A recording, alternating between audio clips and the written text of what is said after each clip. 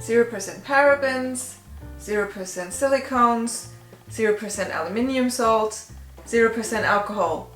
Hello there!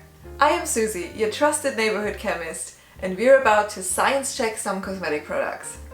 Did you ever notice that most cosmetic products are not only advertised with things they contain, but also with things they specifically not contain? And there's a sign saying 0% blah blah, or without blah blah, or blah blah free, then you would assume that the absence of said blah blah is a good thing. A prime example for this is nail polish remover. If it says acetone free, we automatically assume that acetone is a bad thing. Meanwhile, in the US, nail polish remover with 100% acetone is advertised. So you'd think 100%, only the best of the best. To be honest, most of the things written on a package is only marketing. So how do we know which ingredients we should avoid and which are completely fine? Let's have a look how to read ingredients lists and specifically look at 3 0%ers in detail. What does it mean when your package says 0% parabens, 0% silicones and 0% aluminium salts? Fun fact, alcohol in most cases is actually not avoided because of its chemistry, but solely to prevent skin irritations. It is sometimes used in cosmetic products like creams, lotions, perfumes and deodorants to make them dry quicker, but can lead to rashes on sensitive skin. So grab a cup of coffee and let's spread some science.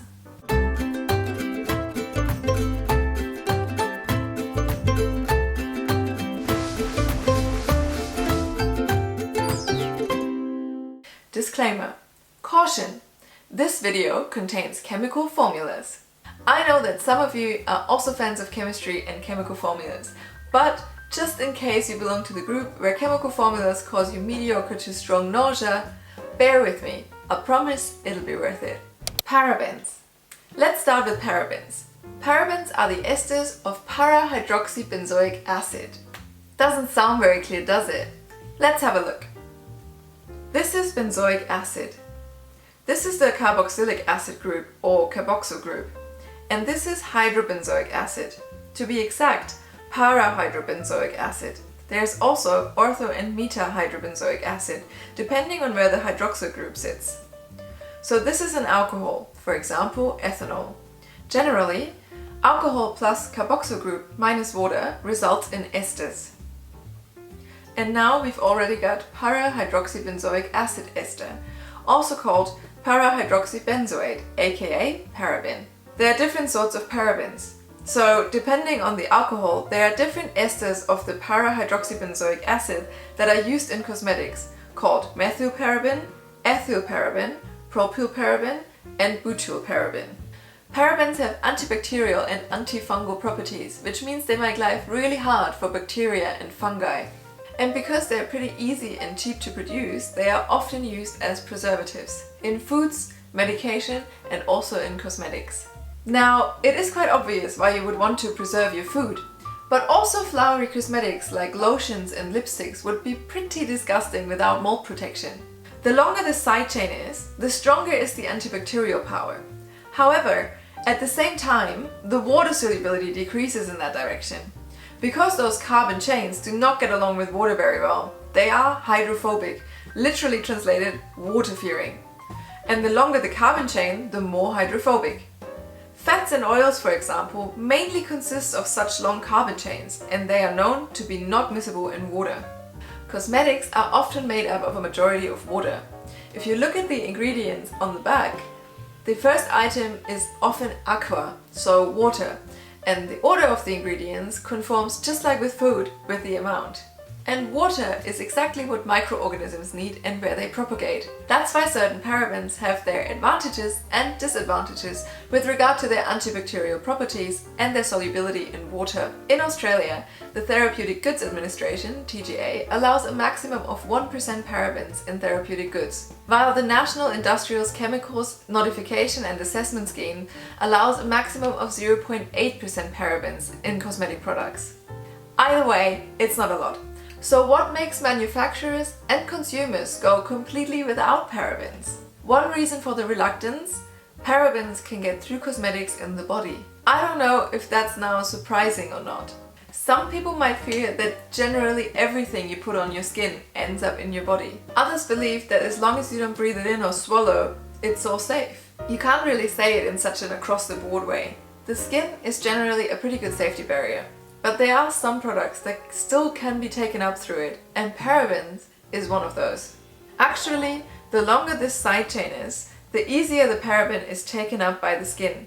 But only because something gets into the body, it doesn't automatically mean it's harmful. You can trace parabens in the urine, but that only means that we also release them again, which is in principle a good thing. Now, there is a suspicion that puts parabens in a bad light, stating that they might be so-called endocrine disruptors, which means substances which interfere in a bad way with the production of hormones in the body. This suspicion is based on a plausible mechanism, namely that parabens can bind on the estrogen receptors in the body.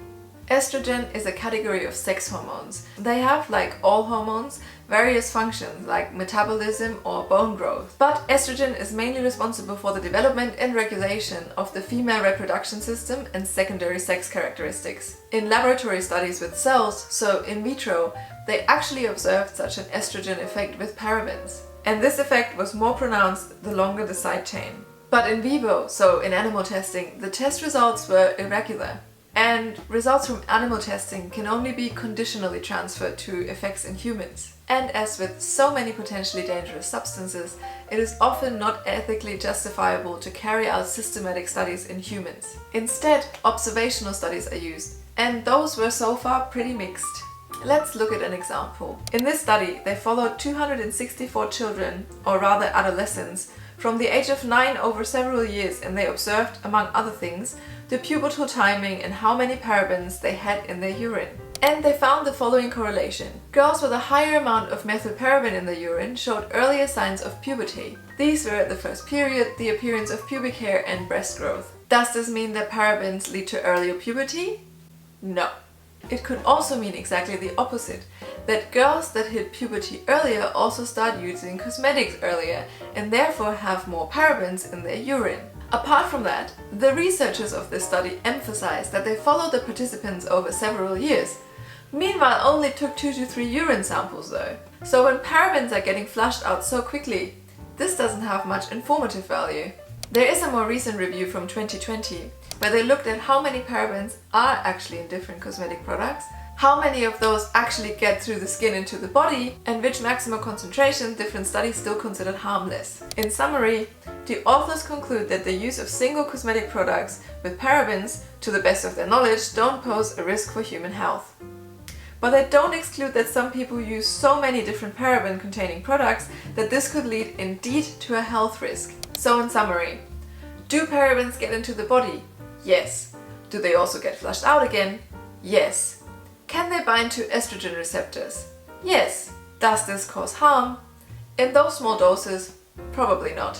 In addition, studies show that the estrogen activity of parabens is much lower than the body's own estrogen. But if you use a lot of paraben-containing products very often, you can't rule out that at some point a critical dose might be reached. Parabens are a typical example of unsatisfactory data availability. Of course, we all would rather have a clear yes or no answer. Translated into everyday life, all of this means, as always, preferably only in moderation. Much more clear is the situation with silicones.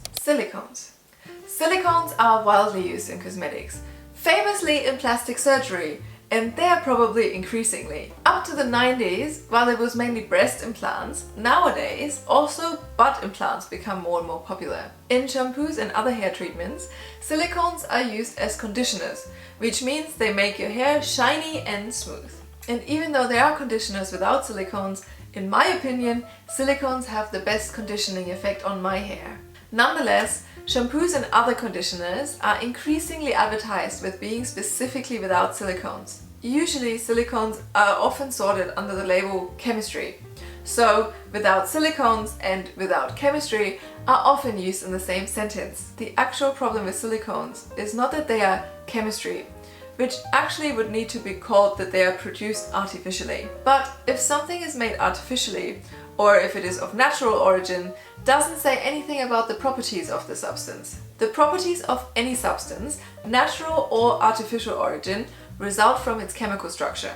Silicones are polysiloxanes, or you can say polyorganosiloxanes. The prefix poly means that silicones are polymers, meaning long-chain molecules. The backbone of those long chains contain of alternating silicon and oxygen atoms.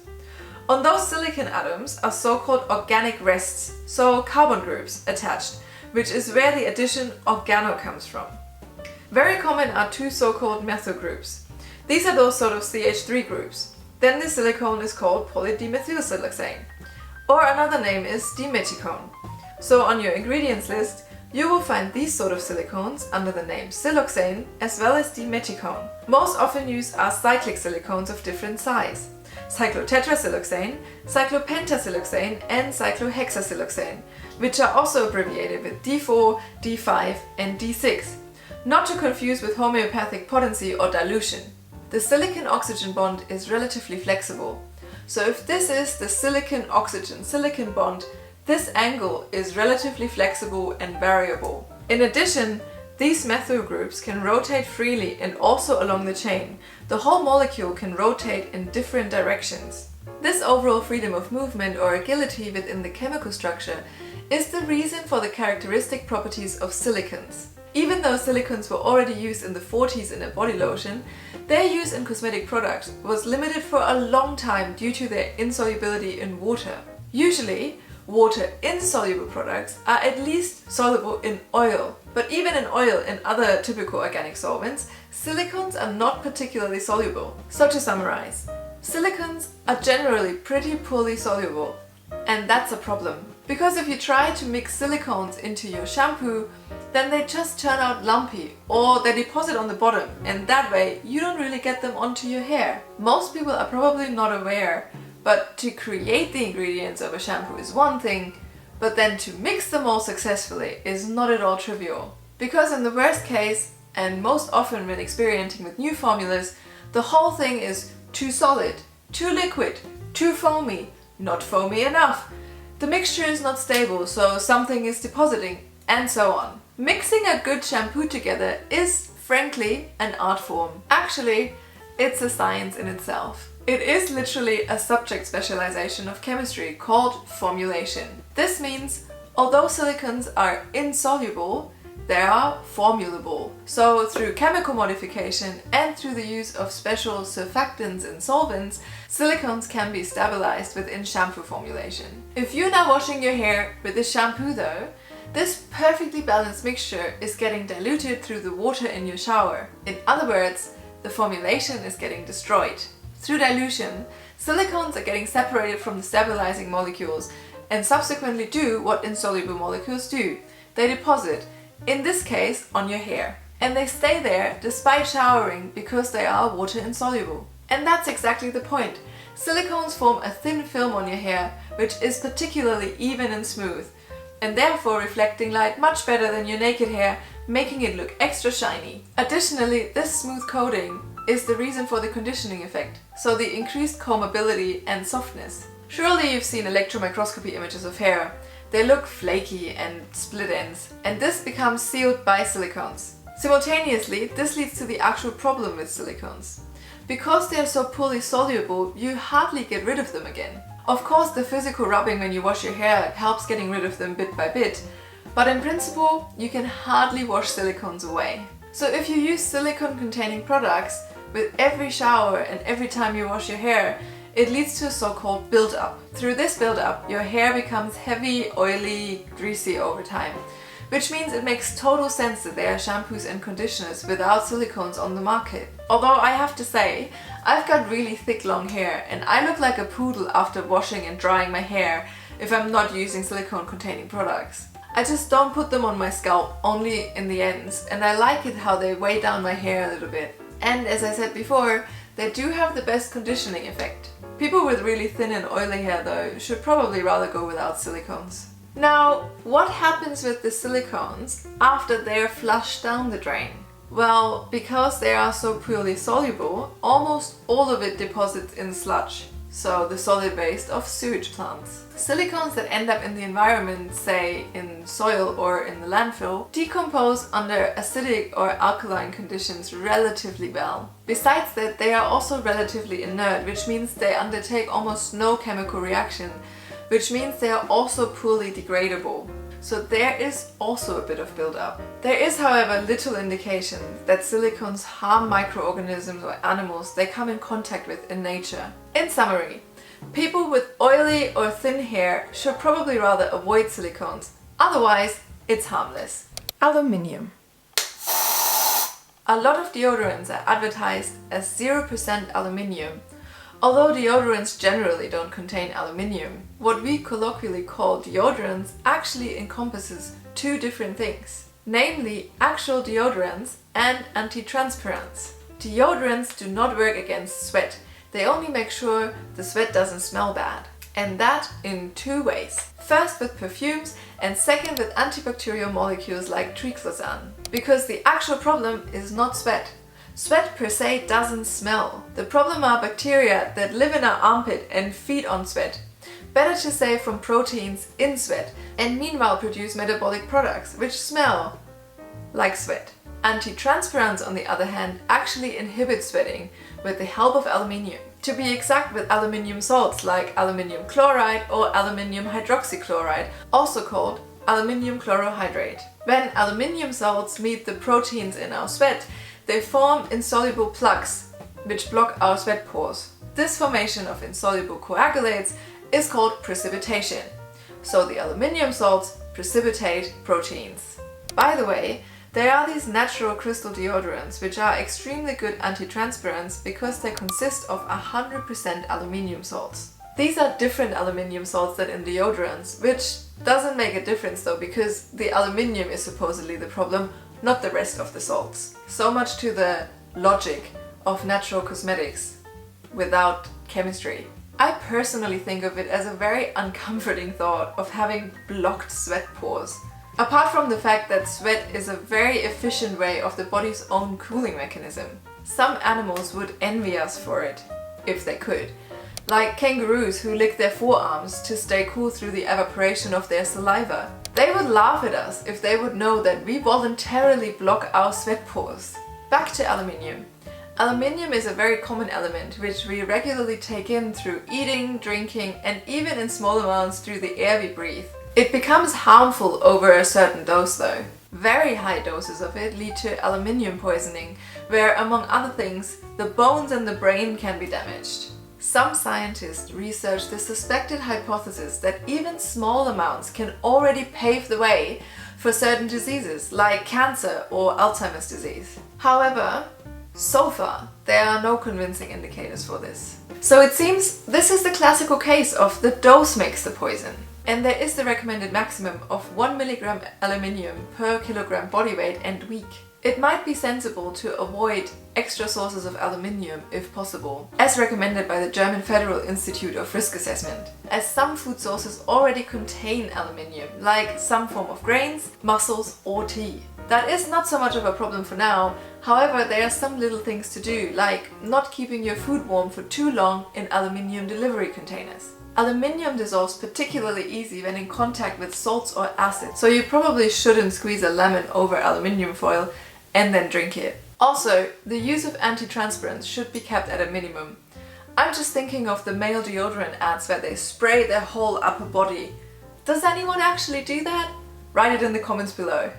Anyways, there were a lot of recommendations to avoid aluminium containing anti-transpirants, although the data situation wasn't that clear. Often these messages came with a "more research is conducted, stay tuned" edition. In March 2020, the SCCS, the Scientific Committee on Consumer Safety of the European Union, brought out a new study on aluminium salts, particularly in anti-transpirants. Now, this study sort of fell through the cracks last March and didn't get much attention.